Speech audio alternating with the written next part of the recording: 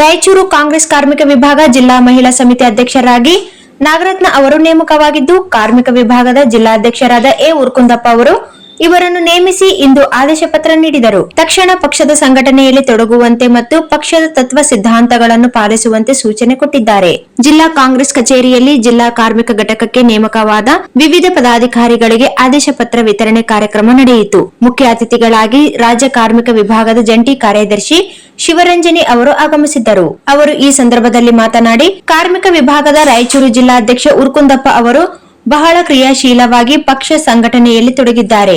ವಿವಿಧ ಜಿಲ್ಲಾ ತಾಲೂಕು ವಾರ್ಡುಗಳನ್ನು ಬಿಡದೆ ಪದಾಧಿಕಾರಿಗಳನ್ನು ಗುರುತಿಸಿ ಪಕ್ಷ ಸಂಘಟನೆ ತೊಡಗಿಸಿದ್ದು, ಅವರ ಕಾರ್ಯ ಮತ್ತು ಪರಿಶ್ರಮ ಇತರ ಮುಖಂಡರಿಗೆ ಅನುಕರಣೀಯವಾಗಿದೆ ಎಂದು ಪ್ರಶಂಸೆ ವ್ಯಕ್ತಪಡಿಸಿದರು. ಕಾರ್ಮಿಕ ವಿಭಾಗದ ರಾಜ್ಯಾಧ್ಯಕ್ಷರಾದ ಕೆ ಪುಟ್ಟಸ್ವಾಮಿಗೌಡ ಮತ್ತು ಪಕ್ಷದ ರಾಯಚೂರು ಜಿಲ್ಲಾಧ್ಯಕ್ಷರಾದ ಬಸವರಾಜ್ ಪಾಟೀಲ್ ಇಟಗಿ ಮತ್ತು ನಗರ ಅಧ್ಯಕ್ಷರಾದ ಎನ್ ಶ್ರೀನಿವಾಸ್ ರೆಡ್ಡಿ ಮತ್ತು ಮೊಹಮ್ಮದ್ ಶಾಲಂ ಅವರ ಗಮನಕ್ಕೆ ತಂದು ನೇಮಕ ಮಾಡಲಾಗಿದೆ. ನಗರ ಬ್ಲಾಕ್ ಕಾಂಗ್ರೆಸ್ ಮಹಿಳಾ ವಿಭಾಗದ ಉಮಾ ಅವರು ಇವರ ಹೆಸರು ಸೂಚಿಸಿದ್ದರು. ಪಕ್ಷದ ಅಲ್ಪಸಂಖ್ಯಾತ ವಿಭಾಗದ ಉಪಾಧ್ಯಕ್ಷರಾದ ಡಾ ಮೊಹಮ್ಮದ್ ಶೋಯಲ್ ಅವರು ಮಾತನಾಡಿದರು. ಕೆಪಿಸಿಸಿ ವಿಭಾಗದ ಕಾರ್ಯದರ್ಶಿಗಳಾದ ಆರತಿ ಚಂದ್ರಶೇಖರ್ ಅವರು ಮಾತನಾಡಿದರು.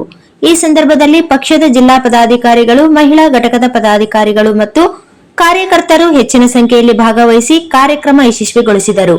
ಕೊನೆಗೆ ಎಲ್ಲರಿಗೂ ಉರ್ಕುಂದಪ್ಪ ಅವರು ಧನ್ಯವಾದಗಳನ್ನು ಅರ್ಪಿಸಿದರು.